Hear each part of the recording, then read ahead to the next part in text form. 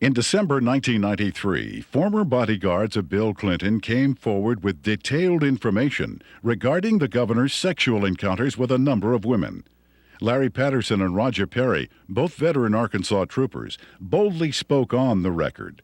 Two other troopers who initially spoke off the record were later identified as Danny Ferguson and Ronnie Anderson. In April 1994, a fifth trooper, L.D. Brown, came forward and corroborated their stories, adding that Clinton's sexual partners numbered over 100 during the period he was employed by the governor. The trooper's official duties included approaching women to obtain their phone numbers for Clinton, driving him to rendezvous points in state vehicles, guarding him during sexual encounters, securing hotel rooms, and lying to Hillary about his whereabouts. Phone logs and other corroborating evidence fully back these reports. I saw on several occasions Bill Clinton engaging in sexual acts while I was either blocking the road or working security at the governor's mansion.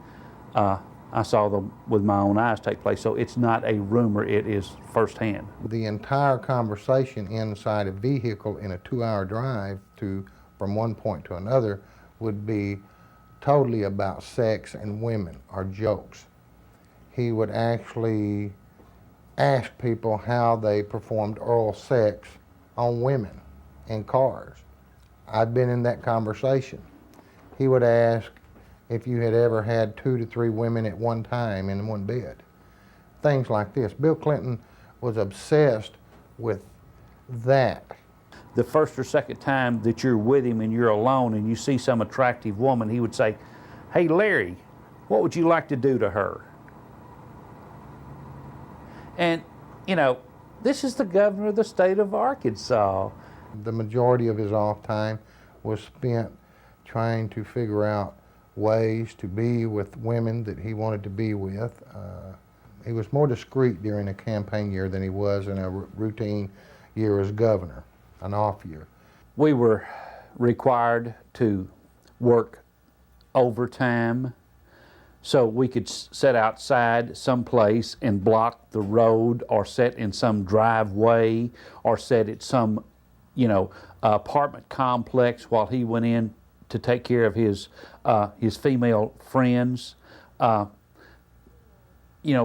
State money was utilized. He had certain troopers that he used for certain women, and Larry Patterson and Danny Ferguson were used for 2 women in particular. He would tell you, "Larry, see the blonde-headed lady in the green outfit? Go get her name and her telephone number for me." He would say, "She has that come hither look." And that was verbiage that he used quite often. And on several occasions I have gone out into the crowd. I never had one of the females to refuse to give me her name and her address. On one occasion, it was a Christmas parade of 1989 in a small town in northeast Arkansas. And he picked a lady out of the crowd and asked me to find out who she was. He just carried on about how beautiful she was, how good looking she was, how big her breasts were and things like that. And I found out that she was interested in a state job. And she gave me her name and number, and I said, "Well, maybe the governor will call you, or can I call you?" And when we got in the car, I gave the governor her name with her phone number, and I said, "You'll like this, she's interested in a state job." And he said, "Oh, good, good, good, good, good." The next time I saw that lady, she was working for Bill Clinton in his presidential campaign the night he announced his candidacy for president. I was told by Bill Clinton that this was part of my job, to keep people from finding out about his affairs. Most of the women that Bill Clinton had sexual affairs with were well taken care of. They have good jobs, or their husbands ended up with good jobs. They were well taken care of, and the actual time spent trying to cover up these affairs while he was governor was nothing like it was when he announced that he was running for president. In an attempt to silence the officers, the Clinton administration launched an elaborate counterattack, which included urging Ferguson to change his story and levying false accusations of insurance fraud against Perry and Patterson. When Larry Patterson and Roger Perry came out, Clinton's security guards, they substantiated everything that I'd alleged in the lawsuit. These people were there, they were his bodyguards. But watch what happened. The same thing that happened to me, they planned to do to them. They roasted them in the media. They said they were committing insurance fraud. The evidence of that these state policemen have brought forward relative to Clinton's womanizing is being questioned by the spin doctors as not being credible. Yet it is more credible than the evidence on 90% of the people who are confined now on death row across America. Is this fair?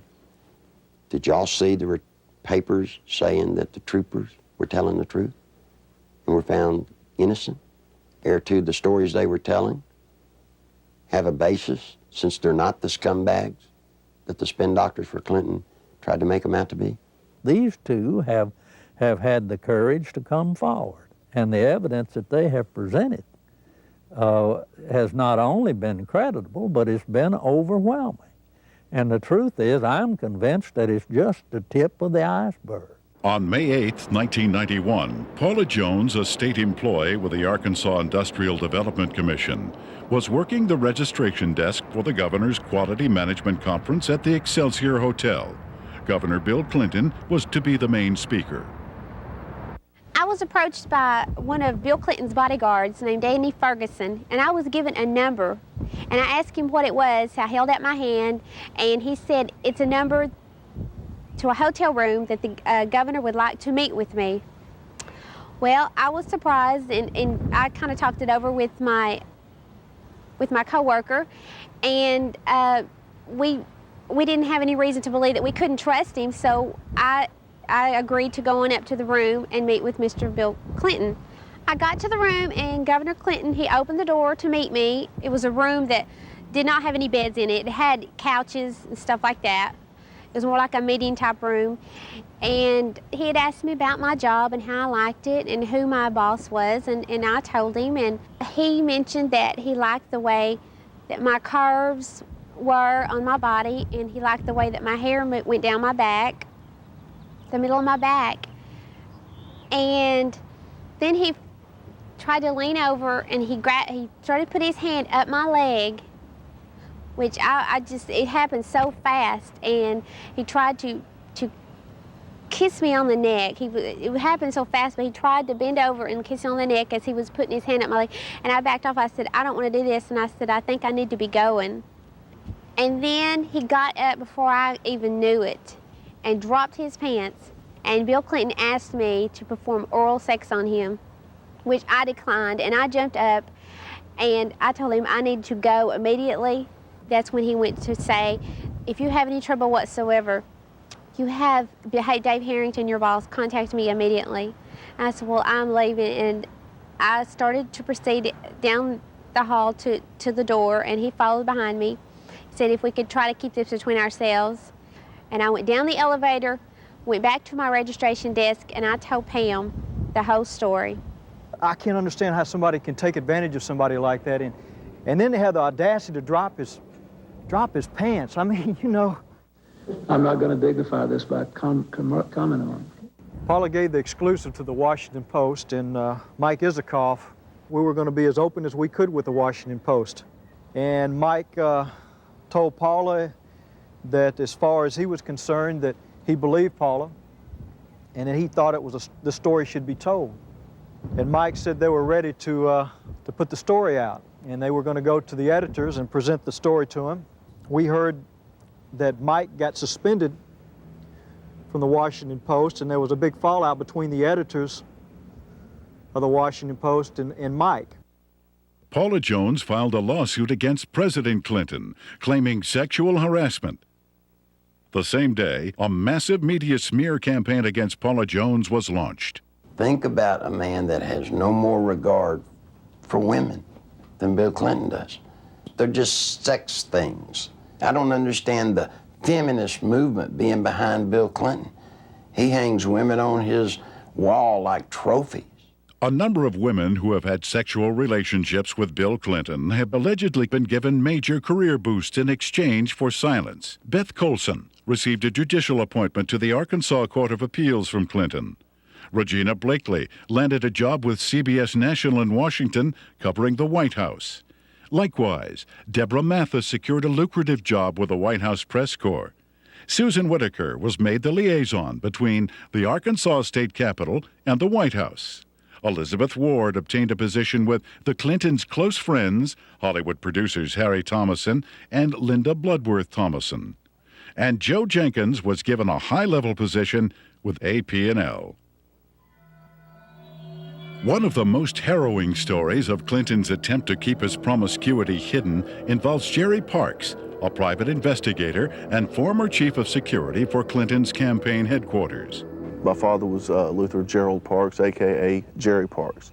He was the head of Clinton's security for Clinton's inaugural campaign whenever he was running for president.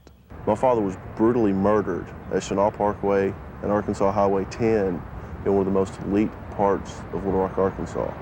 Someone pulled aside alongside of him and started shooting at him.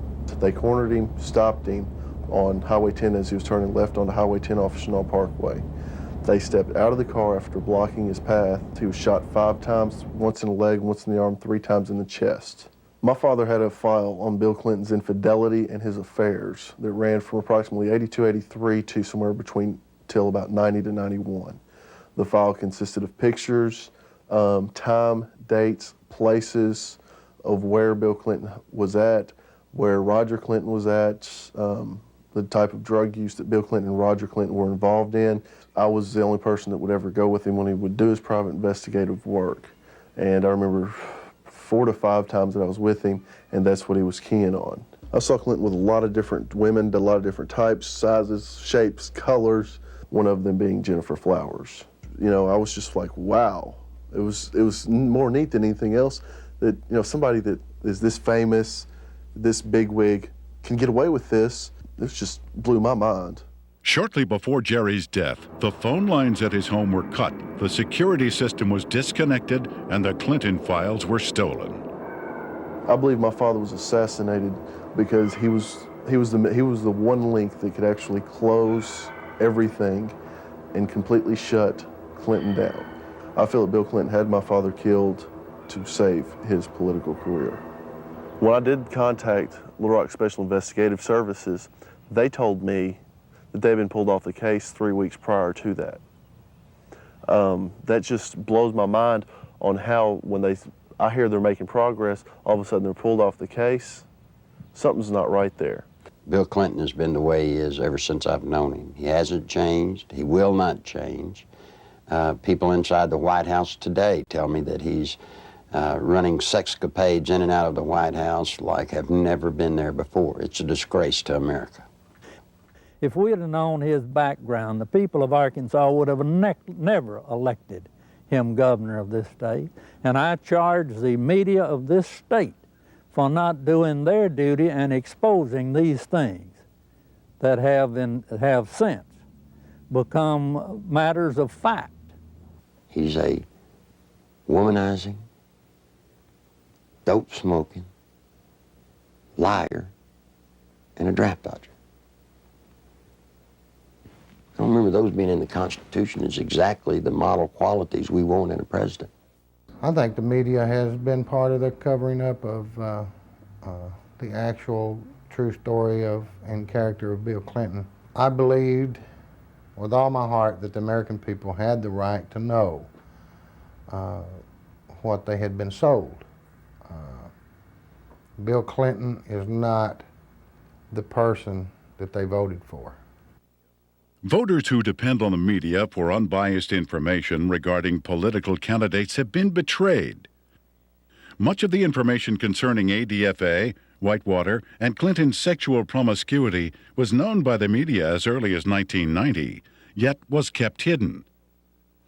The media's heavy pro-Clinton bias prior to the 1992 election was best summed up by Newsweek when they candidly stated, "Truth is, the press is willing to cut Clinton some slack because they like him and what he has to say." In May 1994, Newsweek added, "The national press has been restrained in its accounts of Bill Clinton's private life, and with good reason. Most of those who have made charges against him have been despicable people, jealous and stunted sorts." What an indictment about the media. You knew the truth about Bill Clinton. You just didn't like George Bush. I know Bill Clinton, probably as well as anybody. We used to train him on how to look straight into a camera and lie through his teeth. And you see, part of Bill's pathological lying is the fact that we've taught him how to believe the lie that he's telling. And once he believes the lie, then he can sell it to you as the truth. The world is at risk when the commander-in-chief of the United States of America is a man that will look at another government, who will make trade deals and lie through his teeth. Clinton could get us involved in a hopeless quagmire easily in Europe, in Africa, in North Korea, in any number of places, because not only of his ineptness and his lack of understanding, but his contempt for military things. This goes back at least as far as the 60s, in his college days, when he not only attended and participated in anti-American rallies, but organized them. Back in the, and incidentally, those were not anti-war rallies. Those were anti-American rallies. He has no loyalty to this nation. He has no loyalty to its fighting men. He has not enough integrity to have any loyalty to its population. He knows how to say the right things, but he's lied for so long that I really don't think he knows the difference anymore between the lie and the truth. Bill Clinton was dishonest on a daily basis. I mean, there's more dishonesty in his life than there is honesty. I mean, it's maybe being a politician in these days and times, you have to tell one group of people what they want to hear and another group what they want to hear. And if the truth conflicts, then so be it. The media has not been able to ascertain today that there's a human being sitting in the presidential chair of the United States of America that lies with everything he says. They still believe somehow in the office of the presidency, they still believe there's some integrity there. Attempts to keep the criminal activities of Whitewater concealed from the public were largely successful prior to the 1992 election. After that, however, the raging Whitewater rapids could no longer be contained. What the Clintons claimed as a simple money-losing investment was in actuality a series of complex business transactions and cover-ups, ultimately costing the American taxpayer more than $60 million. When this is all over, it's going to be the same story we've been telling for 2 years. We made a bad investment, we lost money, and there's really not much more to add to it. We have enforced higher standards against the ethical conflicts than any previous administration. Whitewater may have begun as a legitimate real estate venture, but it came to be used to skim, directly or indirectly, federally insured deposits from an S&L and a small business investment corporation. When each failed, the United States taxpayer became obligated to pick up the tab. 2, the family of the former governor of Arkansas received value from Whitewater well in excess of resources invested. 3, taxpayer guaranteed funds were in all likelihood used to benefit the campaign of a former governor. 4, the independence of the United States government's regulatory system has been flagrantly violated in an effort to protect a single American citizen. People should not be able to raise questions and erode people's moral authority in this country. It quickly became obvious that Whitewater would engulf the Clinton administration if ignored. A twofold counterattack was put into action. The first was to win sympathy from the conservative populace, who were among his chief critics. Clinton embarked on a series of appearances, heartily promoting himself as a born-again Christian who supports and practices traditional biblical family values. While the uninformed may have been fooled, those who realized what was happening were outraged at the blatant hypocrisy. This is a place where I have come to seek divine guidance and support and reassurance. You know, after Bill Clinton was in office for 2 days, he signed 5 executive orders, shedding more innocent blood, the blood of innocent babies. Then he went on to try and get homosexuals in the military. He put Jocelyn Elders in, trying to distribute condoms to our kids. Christine Gebbe, his AIDS czarina, promoting all kinds of vileness. This is an affront to heaven. The second phase of the counterattack was to appoint Robert Fisk as special prosecutor to head up the investigation into Whitewater. That same week, the Rose law firm began shredding documents. A lady came to me scared to death, wanted to come out and tell the truth. I said, "What's the matter?" She said, "They're shredding documents at the Rose law firm." Well, I tried to tell the media. The media said there was no way that could be going on. Well, in came a journalist from a Washington newspaper. He goes over, investigates what I told him. And you know what? The very week he investigated, guess what they were doing? Shredding documents right there at the Rose law firm. It had his initials pretty much all over it. Everything from the box to the manila files to, I even saw his signature on with the Rose firm letterhead. You see, all of the Whitewater documents, they're getting rid of. They're getting rid of them as fast as they humanly can.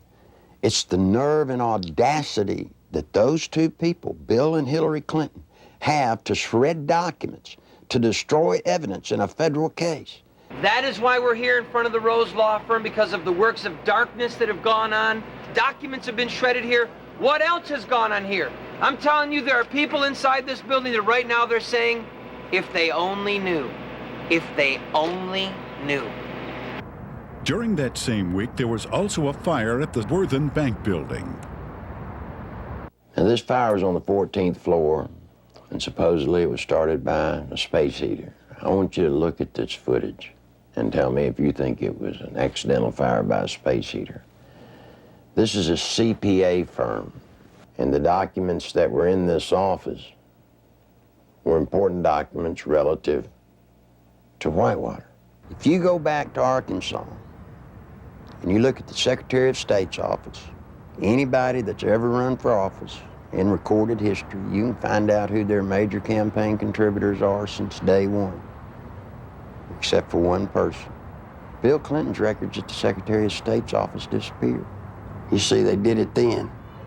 They'll do it now. All the information pertinent to Whitewater, any notes left by Vince Foster, any personal documents that would lead anywhere to any type of criminal activity, they're just going to be destroyed. Fisk's initial assignment was to quell rumors regarding the alleged suicide of Vince Foster. Foster was a senior partner with Hillary Clinton and Webb Hubbell at the Rose law firm prior to his appointment as White House deputy counsel. In fact, he was handling the Clintons' personal legal matters while he was in the position of assistant to the president, in violation of a conflict of interest at that time. From the outset, the investigation into the death of Vince Foster has been marred by controversy.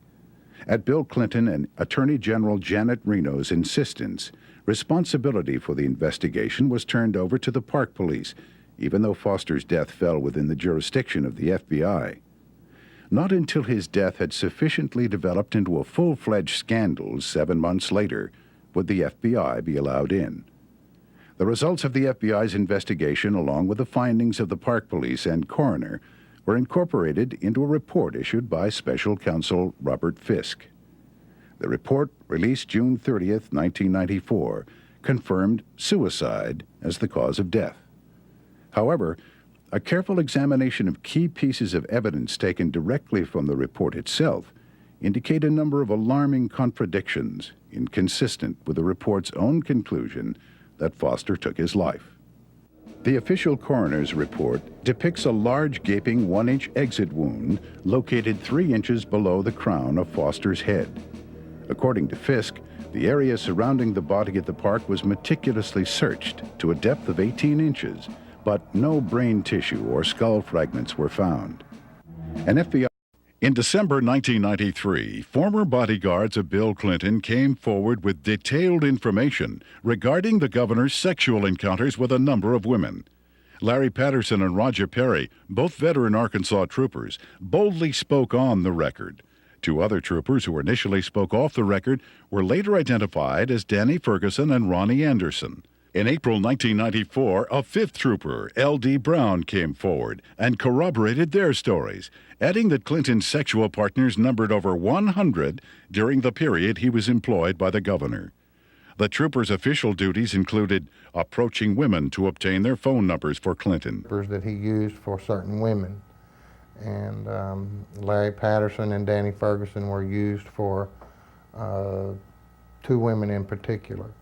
He would tell you, Larry, see the blonde-headed lady in the green outfit, go get her name and her telephone number for me.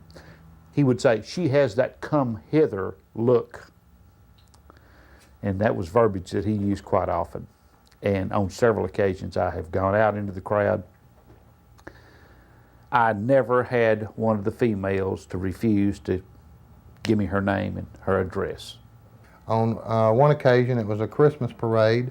I was spent trying to figure out ways to be with women that he wanted to be with. He was more discreet during a campaign year than he was in a routine year as governor, an off year.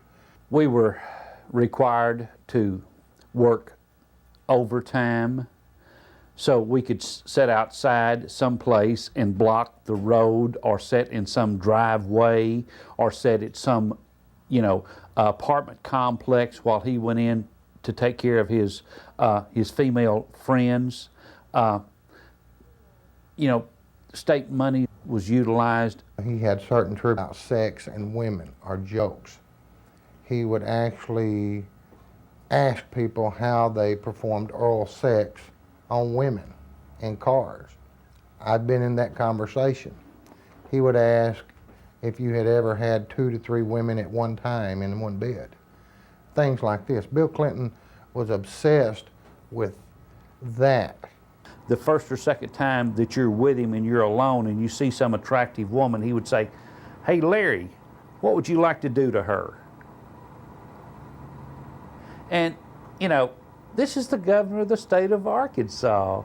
The majority of his off time. Driving him to rendezvous points in state vehicles, guarding him during sexual encounters, securing hotel rooms, and lying to Hillary about his whereabouts. Phone logs and other corroborating evidence fully back these reports. I saw on several occasions Bill Clinton engaging in sexual acts while I was either blocking the road or working security at the governor's mansion. I saw them with my own eyes take place. So it's not a rumor, it is firsthand. The entire conversation inside a vehicle in a 2-hour drive from one point to another would be totally about